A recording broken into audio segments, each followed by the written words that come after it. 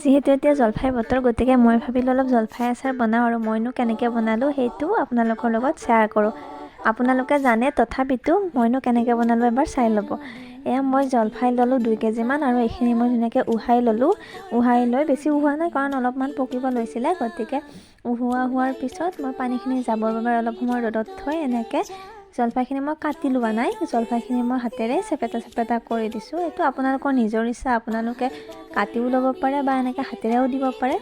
আৰু মই এইখিনিত হালধি 2 চামুচ দি সানি এদিনৰ কাৰণে ৰ'দত দিছোঁ। বহুত বেছি ৰ'দত দিয়া নাই, কাৰণ বহুত বেছি ৰ'দত দিলে বহুত টান হৈ যায় আৰু খাবলৈ আচাৰখিনি ভাল নহয়। এনেকৈ এদিন ৰ'দত শুকালে হৈ যায়।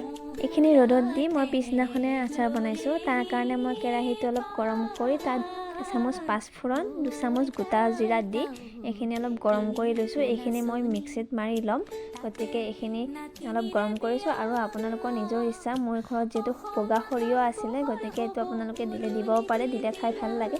গতিকে সেইখিনিও মই একেলগে গৰম কৰি লৈছোঁ। আৰু এইখিনি গৰম কৰি হোৱাৰ পিছত আৰু এচামুচ মই গোটা জিৰা গৰম কৰি থৈছোঁ, এইখিনি মই পিছত আচাৰখিনি দি দিম।